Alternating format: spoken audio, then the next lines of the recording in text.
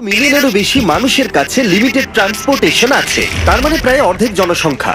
আর এমনকি পৃথিবীর গরিব দেশগুলোতে ট্রান্সপোর্টেশনের ঘাটতি আরো অনেক বেশি। এক বছর আগে যখন আমরা কেনিয়াতে শুদ্ধ পানীয় জলের ঘাটতির কথা জানতে পারি, তখন আমরা ওয়াটার ডেলিভারি যারা করে তাদেরকে অনেক বাইকস দিয়েছি, কারণ তারা প্রতিদিন 10 মাইলেরও বেশি ভারী সাইকেল নিয়ে যাতায়াত করে মাত্র $7 করে রোজগার করবার জন্য। কিন্তু এখন নতুন বাইকের ফলে ওরা অনেক বেশি যাতায়াত এখন করতে পারছে, যা তাদের পরিবারের রোজগারকে অনেকটা বাড়িয়ে তুলেছে। এখন কাজ করতে অনেক সুবিধা হয়।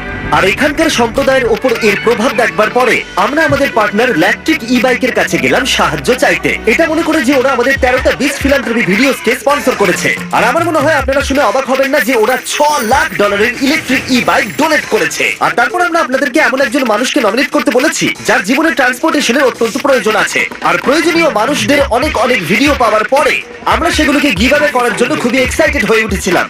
ওই বাইকটা আমার লাইফ চেঞ্জ করে দিতে পারে। এটা পেলে আমার আর আমার হাজবেন্ডের খুব সাহায্য হবে। আমরা এই বিশাল গিভঅ্যাওয়েটা শুরু করব নর্থ ক্যারোলিনা থেকে, যেখানে ড্যারেন প্রথম বাইক গিভঅ্যাওয়ে করবে 600টা বাইকের মধ্যে। এ হলো মারিয়া, যে দুজন সন্তানের সিঙ্গেল মাদার। তিনি দিনে 14 ঘন্টা বাসন ধোয়ার কাজ করেন, শুধুমাত্র তার কম পারিশ্রমিকের বেশিরভাগটা গুয়েতামালায় তার সন্তানদের কাছে পাঠানোর জন্য, যাদেরকে তিনি অনেক বছর দেখেননি। আমি এখানে অনেক বছর ধরে আছি, প্রায় 5 বছর হয়ে গেল। আর এত ঘন্টা কাজ করার পরেও তাকে প্রতিদিন বেশ কয়েক মাইল হাঁটতে হয় শুধুমাত্র কাজের জায়গায় যাতায়াত করবার জন্য। সমস্ত বাইকের মধ্যে এটা প্রথম বাইক যেটা আমরা গিভঅ্যাওয়ে করতে চলেছি। আর যেহেতু এটা প্রথম বাইক, তাই আমরা মারিয়াকে আরো এক্সট্রা $5000 ক্যাশ দিয়ে সারপ্রাইজ দেব। ঠিক আছে, চলো ওকে সারপ্রাইজ দেওয়া যাক। আমি তোমার জন্য একটা গিফট এনেছি। মারিয়া আমাদের বলল যা কিছু ওর কাছে বেঁচে যায় সেগুলো গ্রামের গরিব বাচ্চাদের খাওয়াবার জন্য দান করে দেয়। তাই আমরা $5000 দেবার পরেও 7000 আরো এক্সট্রা দিয়ে তাকে অবাক করে দিলাম, যাতে সে গুয়েতামালায় তার গ্রামকে আরো বেশি সাহায্য করতে পারে। এই বাইকের সাহায্যে মারিয়া খুব সহজেই তার কাজের জায়গায় 10 মিনিটের মধ্যে পৌঁছে যাবে। কাজে না যেতে পারা, স্কুলে না যেতে পারা বা মেডিকেল অ্যাপয়েন্টমেন্টে যেতে না পারা, এরকম আরো অনেক অনেক সমস্যার মানুষ সম্মুখীন হয়, এবং এর ফলে তারা যে পরিস্থিতির মধ্যে রয়েছে তাতেই তারা আটকে পড়ে। আপনারা যদি ভাবেন এটা স্পেশাল, তাহলে দাঁড়ান, এখনো 599টা বাকি আছে। এটা দারুণ হতে চলেছে। এটা কি? এই দেখো, এটা এসে গেছে। দারুণ দেখাচ্ছে। আমি এখন অনেক সময় বাঁচাতে পারছি। তোমাদেরকে অনেক ধন্যবাদ। এবার আমরা কনরাডের সাথে দেখা করলাম। তাকে প্রতিদিন 4 ঘন্টা হাঁটতে হয় তার কাজের জায়গায় পৌঁছানোর জন্য। আমি এমন একজন ব্যক্তি যাকে সপ্তাহে 80 ঘন্টা কাজ করতে হয়, কিন্তু আমার কাছে যাতায়াতের কোনো ব্যবস্থা না থাকায় 40 ঘন্টাটাও আমার কাছে খুব চ্যালেঞ্জিং হয়ে ওঠে। আমি একদিন আমার নিজের ব্যবসার মালিক হতে চাই, আর যাতায়াতটা যদি আমার ক্ষেত্রে আরেকটু সুবিধার হতো, তাহলে আমি আমার লক্ষ্যে খুব সহজেই পৌঁছতে পারতাম। কনরাডের গল্প বলে দিচ্ছে ওর ট্রান্সপোর্টেশনের কতটা প্রয়োজন আছে। ও, এ কি?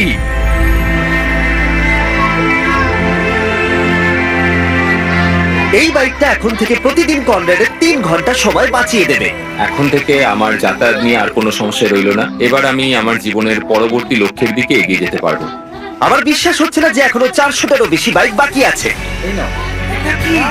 এটা আমার। এটা বাইকটাকে একবার দেখো। ও ভাই, thank you mister Beast. Thank you so much. Thank you very much. आपको नहीं पता है मेरे लिए कितना मायने रखता है। এটা তো দারুণ। Thank you. থ্যাংক ইউ, এতে আমার অনেক সাহায্য হয়েছে। তারপর আমরা অ্যামান্ডা আর সুসানের সাথে দেখা করলাম। এনারা ইন্টারফেথ রিফিউজি সেন্টারের হয়ে কাজ করেন, যারা তাদের জীবন উৎসর্গ করেছে হাজারেরও বেশি রিফিউজিকে সাহায্য করবার জন্য, আর তাদের স্বাভাবিক জীবনযাপনের জন্য অনেক কিছু দান করেছেন। ওরা তাদের সংস্কৃতি, ভাষা, এমনকি পরিবারকেও ছেড়ে দিয়েছে। আমরা তাদের জীবনের সবচেয়ে খারাপ সময় দেখাশোনা করতে পেরেছি। আর এত চেষ্টা সত্ত্বেও ট্রান্সপোর্টেশনের অভাব অনেকটা প্রতিকূল করে তুলেছে রিফিউজিদের সভ্য সমাজের অংশ হয়ে উঠতে। ওদের কোথাও যাওয়ার জন্য ভলেন্টিয়ার আর কর্মচারীদের উপর নির্ভরশীল হয়ে থাকতে হয়। একটা ভালো ট্রান্সপোর্টেশন অনেক রিফিউজির জীবন বদলে দিতে পারে। তাই আমরা 10টা ইলেকট্রিক বাইক রিফিউজি সেন্টারে ডোনেট করার সিদ্ধান্ত নিলাম। এই বাইকগুলো রিফিউজিদের সাহায্য করবে ঘুরে বেড়াতে, তাদের কাজে যেতে, এমনকি সমাজের সাথে মেলামেশা করতেও। আমরা অনেকটা করে ফেলেছি, কিন্তু এখনো 200টা বাইক গিভঅ্যাওয়ে করা বাকি আছে, যার মূল্য হতে পারে প্রায় $2 লাখ। আর আমি জানি না কেন ওরা আমাদেরকে এই বাইকগুলো ফ্রিতে দিচ্ছে। Shout out electric bike. চলো বাকিদেরকে সাহায্য করি। বক্সটাকে একবার দেখো। এটা এসে গেছে। Thank you Beast philanthropy. Thank you mister Beast. Thank you. আমি বাইকটা স্নো এর মধ্যে চালিয়েছি আর এটা দারুণ ছিল। তোমরা আমার জীবন বদলে দিয়েছো। আমি শুধু বলতে চাই থ্যাংক ইউ। আমি এখন যেখানে খুশি যেতে পারি। Thank you mister Beast. Thank you mister Beast. Thank you mister Beast. এটা দেওয়ার জন্য অনেক ধন্যবাদ। আমি তোমাদের কাছে কৃতজ্ঞ। তোমাদের সবাইকে অনেক অনেক ধন্যবাদ।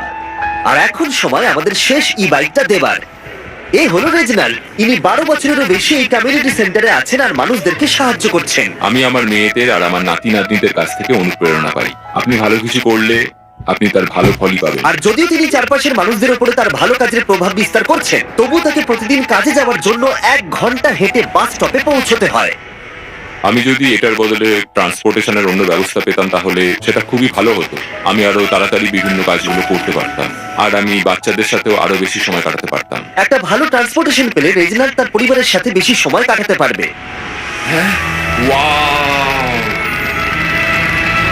অনেক অনেক ধন্যবাদ, অনেক অনেক ধন্যবাদ।